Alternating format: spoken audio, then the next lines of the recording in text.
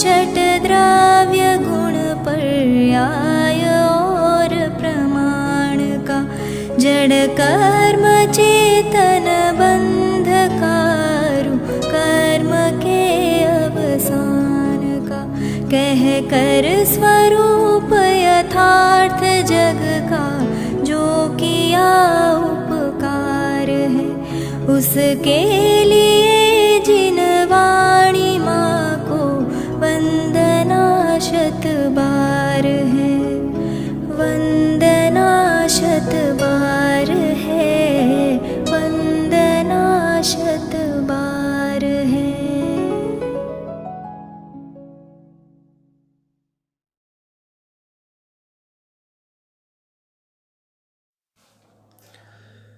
ओम नमः सिद्धेभ्यः, ओम नमः सिद्धेभ्यः, ओम नमः सिद्धेभ्यः। પંડિત ભાગચંદજી સાહેબની નાનકડી રચના, જેનું નામ છે સત્તા સ્વરૂપ. સત્તા સ્વરૂપમાં સર્વજ્ઞ સ્વભાવી ભગવાન આત્મા, જ્ઞાન સ્વભાવી ભગવાન આત્મા, દેહરૂપી દેવાલયમાં વિરાજમાન દરેકનો આત્મા સર્વજ્ઞ સ્વરૂપી છે. સર્વજ્ઞતાનો સ્વરૂપ અને આવા સર્વજ્ઞ સ્વભાવનું સ્વરૂપ એટલું સમજાવવું એ આ સત્તા સ્વરૂપ ગ્રંથનો મૂળ પ્રમેય છે. હવે આમાં એક બહુ સરસ મજાનો પ્રકરણ છેલ્લા કેટલાક દિવસોથી આપણે આનંદ સાથે, ભક્તિ કાવ્યો સાથે આપણે એને માણવાની કોશિશ કરી છે. ભાવભાસન. ભાવભાસનનું નામ જ જૈન ધર્મ છે.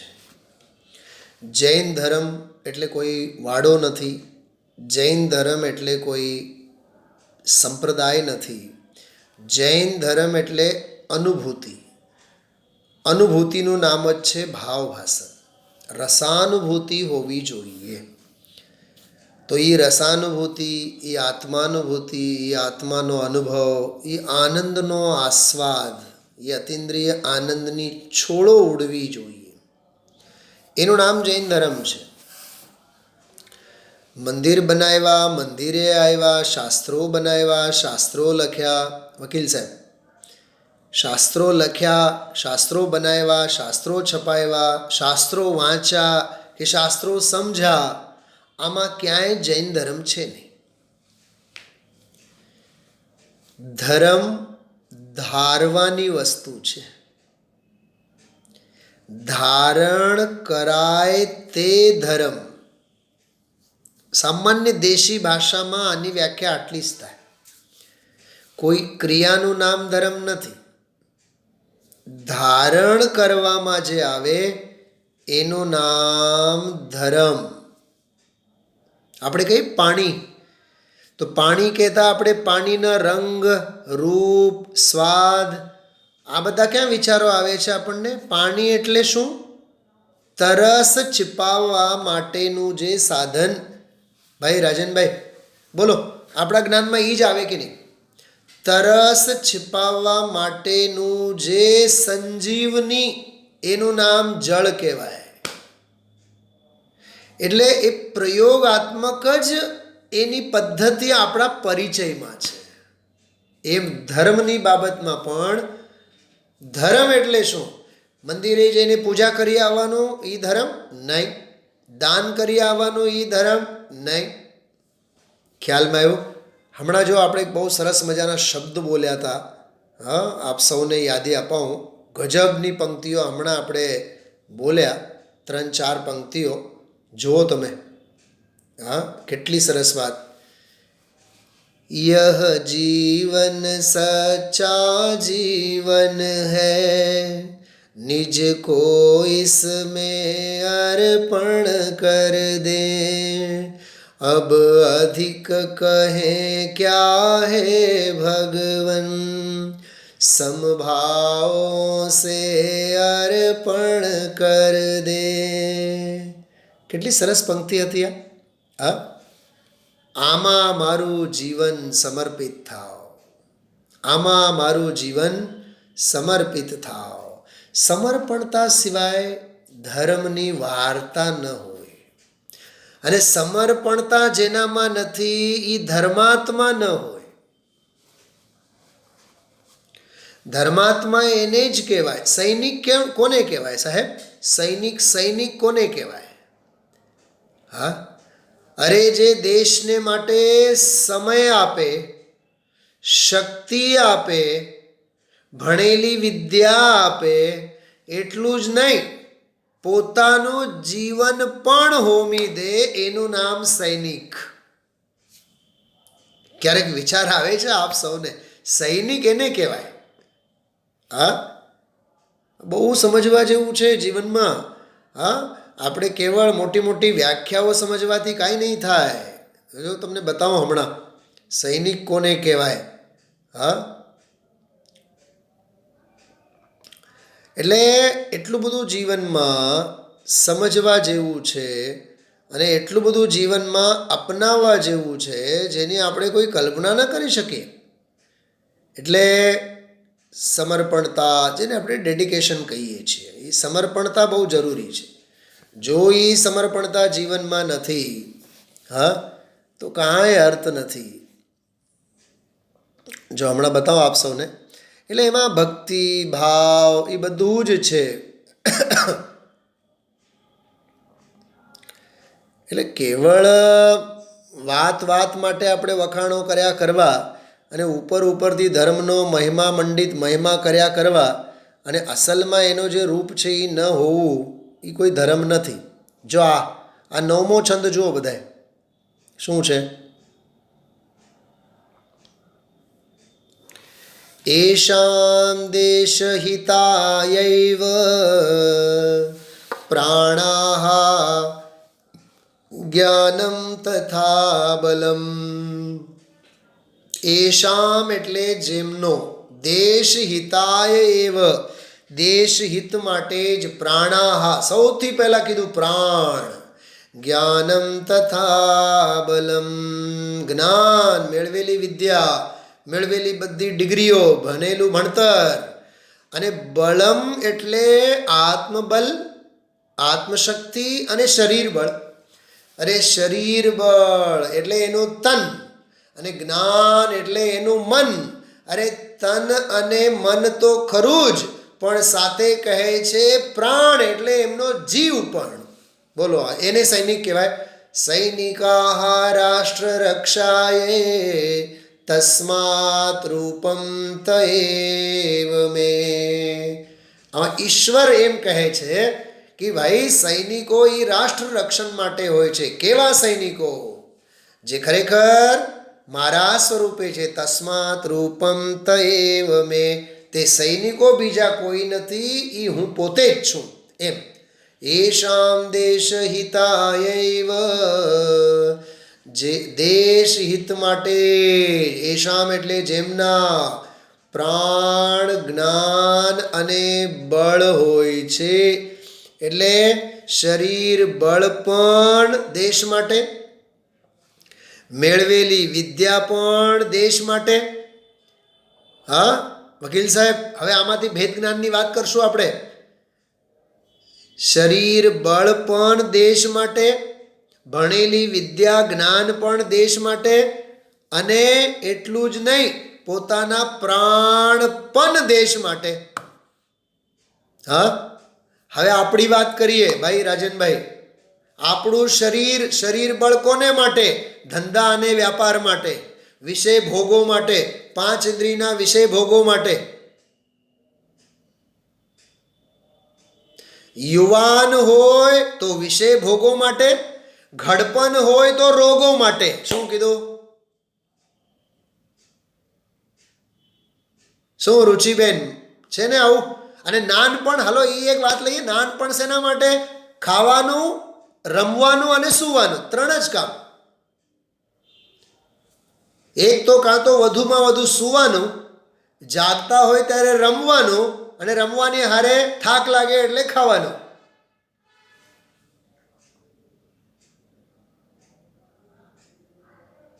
હમણાં 2 દિવસ પહેલાં હું બપોરે 3 વાગે ઘરે આવ્યો તો મારી દીકરીને મેં પૂછ્યું કે બેટા તું હવે જમે છે કે હા. 5 વાગે આવ્યો ત્યારે હજી જમતી હતી. મેં કીધું તું સવારનું જમે છે કે સાંજનું જમે છે? પપ્પા મારું આ ચાલુ જ છે, અખંડ આરાધના ચાલે છે. હા વકીલ સાહેબ, આ બાળપણ. લડકપન ખેલ में खोया, બુઢાપા દેખ કર રોયા. ગુરુદેવ યાદ કરે છે, ખબર? ગુરુદેવ આ ગીત યાદ કરે છે. રાજ કપૂરનું ગીત છે, રાજ કપૂરનું. હા, ગુરુદેવ યાદ કરતા હોય છે આ ગીતને, હંમેશા આ જ ગીતને યાદ કરે છે.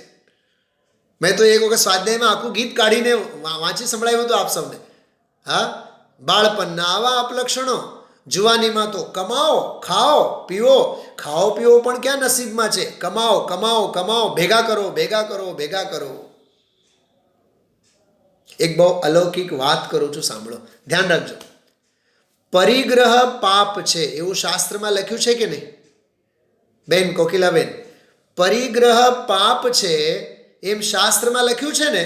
તો જ્યારે જ્યારે પણ પરિગ્રહ પાપ છે એવું આપણે સાંભળીએ ત્યારે સમજી લેવાનું પરિગ્રહ પાપ નથી, મૂર્છા પાપ છે. આ સવારે મેં આ વાત સાંભળી, આમ મજા પડી ગઈ. પરિગ્રહ એટલે સંયોગ બહારનો, તો સંયોગોનું નામ પાપ નથી. એ સંયોગો પ્રત્યેની જે મમતા છે એનું નામ પાપ છે. મૂર્છા એટલે મમતા છે, તત્વાર સૂત્રમાં લખેલ છે, મૂર્છા પરિગ્રહ. સંયોગો પ્રત્યેની જે મમતા છે, જે વલણ છે, એ પાપ છે.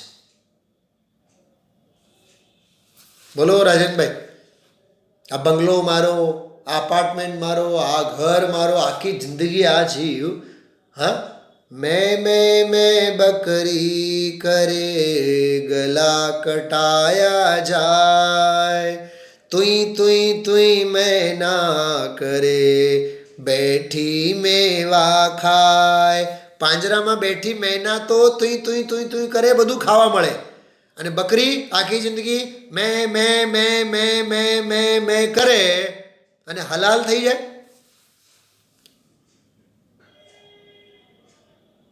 અને આપણે ઘરમાં, પરિવારમાં, મંદિરમાં જ્યાં જઈએ ત્યાં આઈ am something, I am something, I am something, હું કંઈક છું, હું બધાને ઓળખું છું, બધાએ મને ઓળખે છે. પ્રવચન સાર ના પાડે છે, તું તને ઓળખ,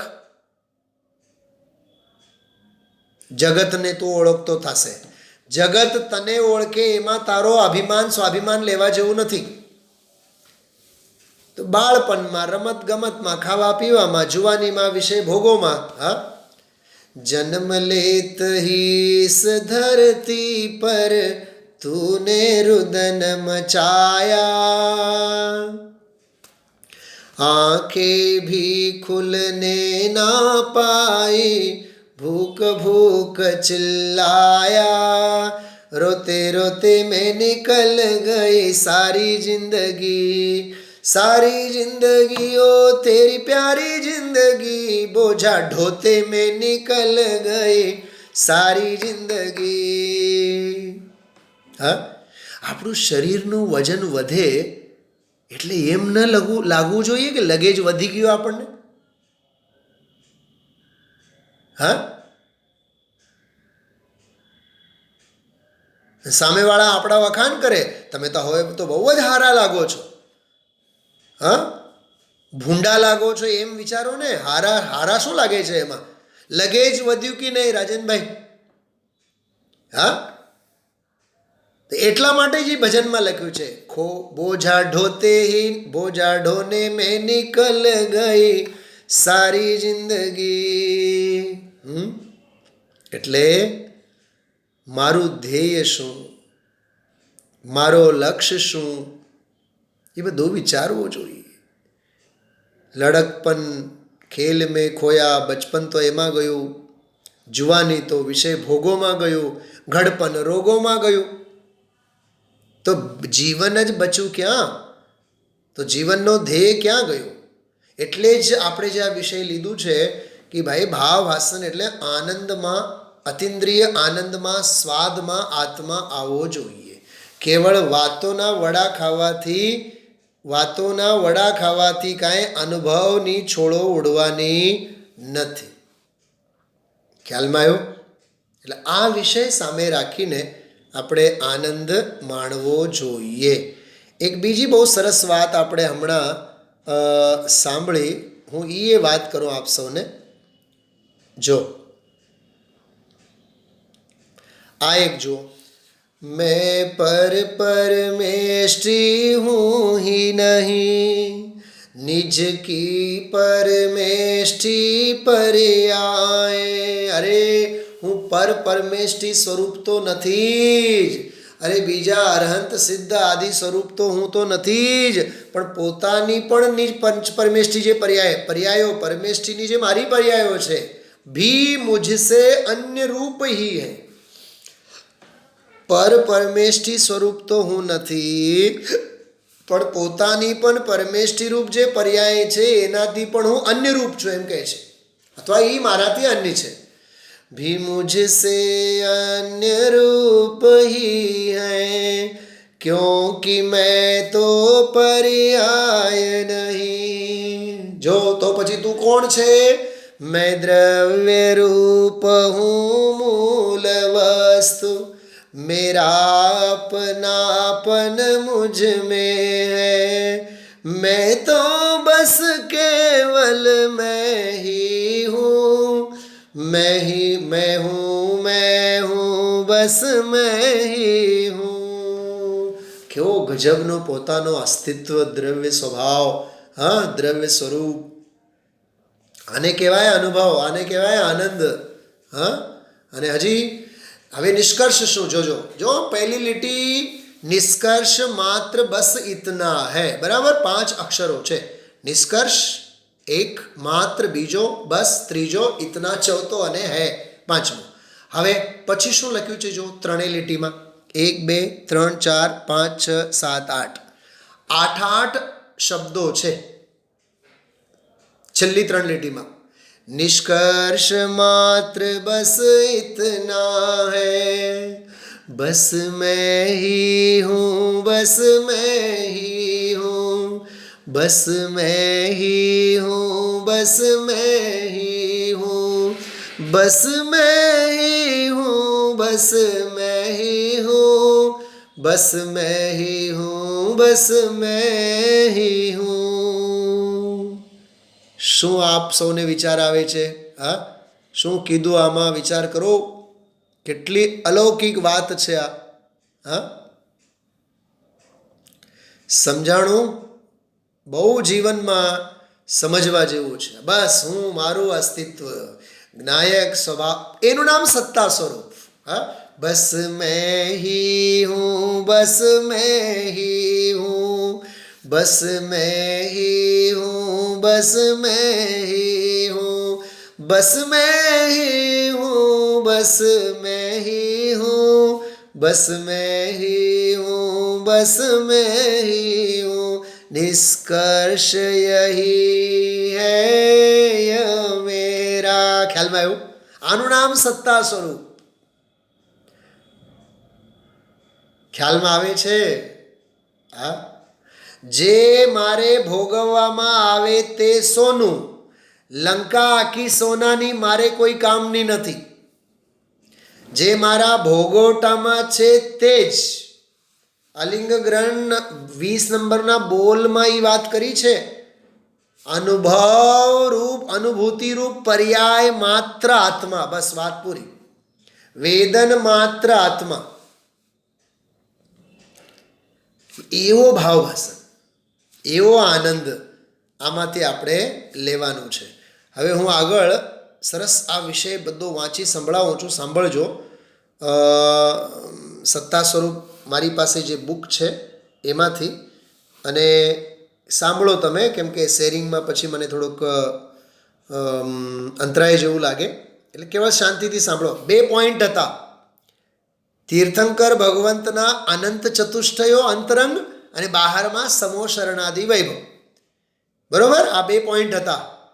તો કહે છે કે એનો તું નિર્ણય કર, એમના અનંત જ્ઞાનનો નિર્ણય કર, અનંત સુખનો નિર્ણય કર. એ અનંત સુખી કેમ છે અને હું દુઃખી કેમ છું? જો એ અનંત સુખી કેમ ભાઈ રાજનભાઈ, અને હું અનંત દુઃખી કેમ? શું કીધું? સામેવાળા અનંત સુખી કેમ અને હું અનંત દુઃખી કેમ? એ અનંત જ્ઞાની કેમ અને અહીંયા સાવ અલ્પ જ્ઞાન આમ કેમ? એ જ્ઞાનમાં નિર્ણયમાં લેવો જોઈએ એવું કીધું હતું, બરોબર? અને સમોશરણાદિ વૈભવ, જેને લીધે જગતનું કલ્યાણ થાય, આવી રચના સમોશરણને જ કેમ મળી, તીર્થંકર ભગવંતોને જ કેમ મળી? એવા પણ વિચાર આવવા જોઈએ. ખ્યાલમાં આવ્યો આપ સૌને? આનો અર્થ શું છે ખબર? હું તમને તત્વની ભાષામાં કહું. રાધિકાવાળા સાંભળો, બહુ ધ્યાનથી. આપણને વિચાર આવવા જોઈએ પુણ્ય તત્વના. સાંભળો સાંભળો, થોડુંક ખોલું છું એને.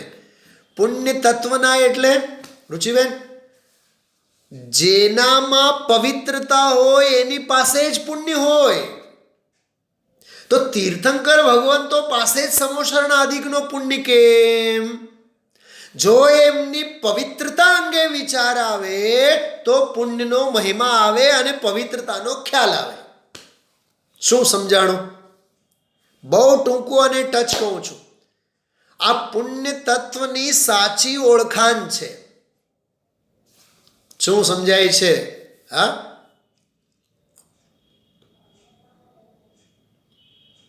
સિમંદર ભગવાન મંદિરમાં કેમ અને આપણે આપણા વિશે ભોગોતી સભર મકાનમાં કેમ? શું સમજાય છે? હા, એ પુણ્ય એમના જીવનમાં એવો સાતિશય પુણ્ય કેમ? બહુ સમજવા જેવું છે, બહુ સમજવા જેવું છે. રાધિકાવાળા સમજાય છે શું કહું છું? તમે તીર્થંકર મુનિ ભગવંતોના પુણ્ય અંગે વિચાર તો કરો તોય ધર્મ થઈ જાય. પેન્ટાગોન વાળા શું સમજાણું? હા સાહેબ, હવે શાંતિ છે, હવે ઘરનું મકાન છે, એમ બોલો ને. ઘરનું મકાન છે એટલે તો હવે દુઃખ અને ઉપાધિ વધી ગઈ છે. હકીકત છે કે નહીં? હકીકત છે કે નહીં? પેન્ટાગોન વાળા તમને પૂછું છું. હા,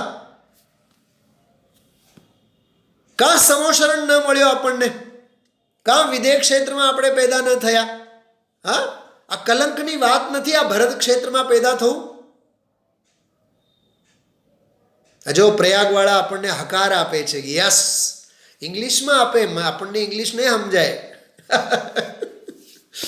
છે ઉપાધિ છે કે નહીં? સજ ધજ કે जिस दिन मौत की शहजादी आएगी, ना सोना काम आएगा, ना प्रयाग સોરી પ્રયાગ નહીં, શું લખ્યું છે? ના સોના કામ આએગા, ના ચાંદી આएगी. ખ્યાલમાં આવે છે? હા, પરમાણુ પણ સાથે નહીં આવે. સાંભળો, જે મકાન, જે બંગલા પ્રત્યે અનંતી મમતા છે ભાઈ રાજનભાઈ, એમાંનો એક પરમાણુ પણ આપણી સાથે પ્રેમ નથી કરતો. તો આપણો પ્રેમ વન વે છે, વન વે. આપણે જે જડના લવમાં છીએ ને, જડના પ્રેમમાં છીએ, એ જડમાંથી એક પરમાણુને પૂછો હાઉ ડુ યુ ડુ, તો એ શું કહેશે? I don't know.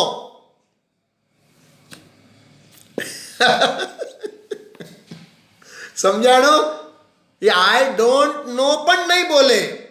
જેવી રીતે તીર્થંકર સિમંદર ભગવાન સ્વરૂપમાં લીન છે, એમ પરમાણુ પોતાના કારણ સ્વભાવમાં લીન છે. એ બોલશે નહીં,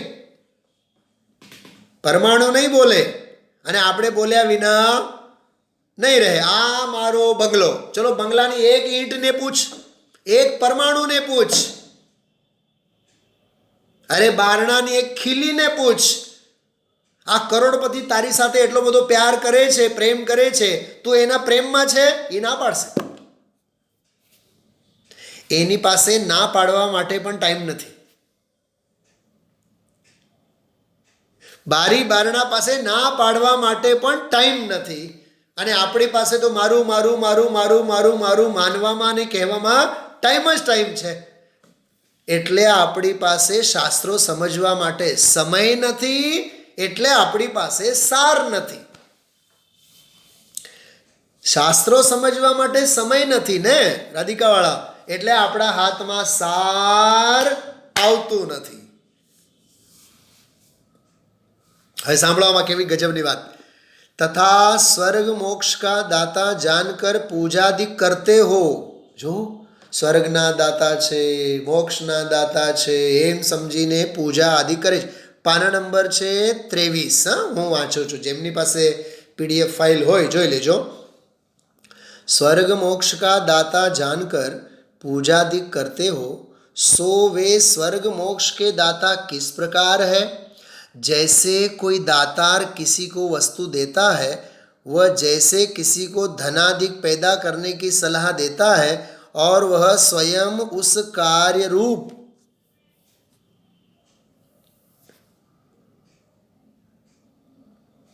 કેમ અવાજ તો આવે છે ને?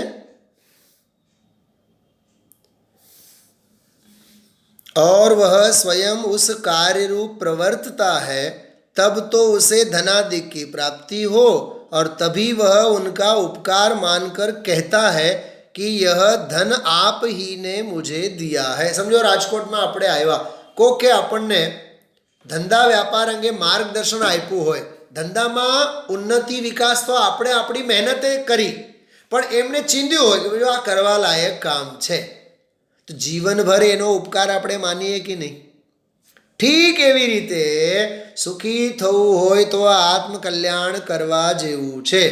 આવો આધ્યાત્મિક બિઝનેસ કોણે બતાવ્યું? તીર્થંકર ભગવંતોએ બતાવ્યું. એટલે credit goes for Simandhar, credit goes for પૂજ Gurudev Shri, credit goes for 24 તીર્થંકર, credit goes for Shrimadji, credit goes for Ben Shri. સમજાણો?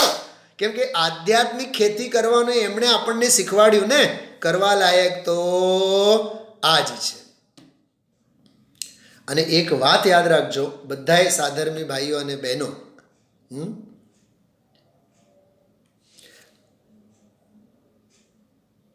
કલ આએંગે મુझसे बेहतर गाने वाले. આ વાતમાં જરાય દમ નથી કે હું ગાઉં છું કે હું કહું છું. કહેવાવાળા પણ આપણાથી પણ સારા હશે અને સાંભળનારા પણ સામેવાળાના શ્રોતા કરતાં પણ સારા હશે.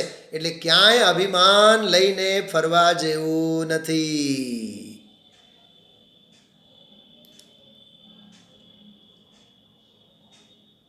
ખ્યાલમાં આવ્યું? એટલે ઉપકાર, તીર્થંકર ભગવંતોનો ઉપકાર માનવામાં આવે છે कि એમણે અમને માર્ગ બતાવ્યો.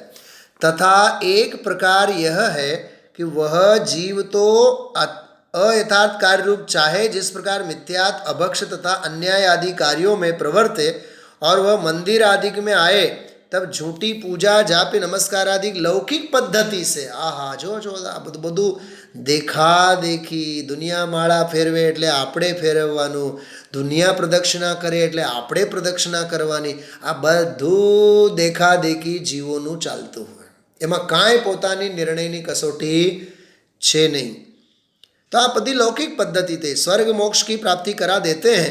तथा एक विवक्षा यह है कि यह जीव अज्ञानी है परंतु उनके वचनों से स्वर्ग मोक्ष का मार्ग प्रकट हुआ है.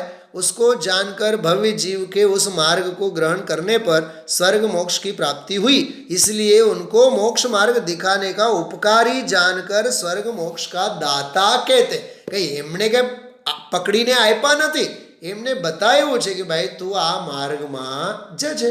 બસ એ માર્ગદર્શકનો આપણે અનંત ઉપકાર માનીએ છીએ. वहाँ तुमने नई विवक्षा समझकर उनको मार्गोपदेशक जानकर फिर उनके कहे हुए सच्चे मोक्ष मार्ग को जो ग्रहण करेंगे उनको स्वर्ग मोक्ष की प्राप्ति होगी। आ बहु मार्मिक बात है। फरीथी वांचू छू, ध्यानथी सांभळो। वहां तुमने नए विवक्षा समझकर, जो व्यवहार है व्यवहार, परमार्थ है परमार्थ, ये बधु समझी, उनको मार्गोपदेशक जानकर फिर उनके कहे हुए सच्चे मोक्ष मार्ग को, केवा सच्चे मोक्ष मार्ग को जो ग्रहण करेंगे उनको स्वर्ग मोक्ष की प्राप्ति होगी। इस प्रकार जानकर उपदेशक का उपकार स्मरण करके उनको स्वर्ग मोक्ष का दातार कहो, वह तो तुम्हारा कहना सत्य है, परंतु उन्हीं को स्वर्ग मोक्ष का दातार जानकर स्वयं निश्चिंत होकर, जो स्वयं निश्चिंत थईने स्वच्छंदी बनीने तू प्रवर्तन करीश तो तने विनय मिथ्या दृष्टि कहेवामां आवे छे। शुं कीधुं? केवा मिथ्या दृष्टि? विनय मिथ्या दृष्टि। वैनयिक, ओला प्रतिक्रमण पुस्तक में नहीं आवतो, वैनयिक नामनो मिथ्यात्व। रागीने पण माने ने वीतरागीने पण माने, એટલે વિનય મિથ્યાત્વનો પ્રસંગ આવશે। આ બહુ ગજબ અને બહુ માર્મિક વાત છે। હું શું કહું આપને। જો એક વાત, છેલ્લી વાત કરું છું, સાંભળો બધાએ, બહુ ધ્યાનથી સાંભળો। સૌભાગ્ય સાચા દેવ મળ્યા, મહા સૌભાગ્ય નિર્ગ્રંથ ગુરુ મળ્યા, મહા સૌભાગ્ય વીતરાગી વાણી મળી, દેવ ગુરુ અને શાસ્ત્ર। પણ આવા દેવ શાસ્ત્ર ગુરુ શાસ્ત્ર મળ્યા હોવા છતાં પણ ક્યાંક ને ક્યાંક આ હું કરું છું એટલે ધર્મ થશે, આ હું કરું છું એટલો ધર્મ થશે, એવી રીતે ધર્મની ભ્રમણા આમાં માનીને બેસે, એને ટોડરમલજી સાહેબની ભાષામાં કહેવાય જૈન મિથ્યા દૃષ્ટિ। કેવા? એ જૈન મિથ્યા દૃષ્ટિ છે। એના માટે, એના ખંડન માટેનો આખો આ વિષય છે। અને આ અંગે જે વિશેષ ઓર પ્રકરણ છે એ હવે આપણે આગળ લેશું।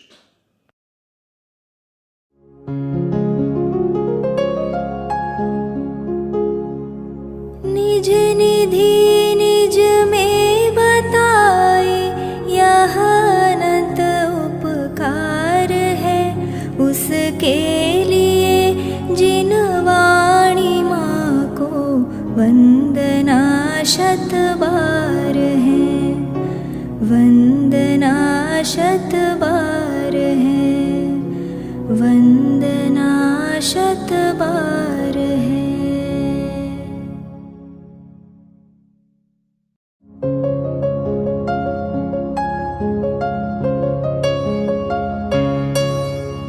हे जिन वाणी भारती तो ही जपो दिन रैन, जो तेरी शरणा गहे सो पावे सुख चैन। जा वाणी के ज्ञान ते सूझे लोकालोक, सो वाणी मस्तक नवो सदा देत हो ढोक, सदा देत हो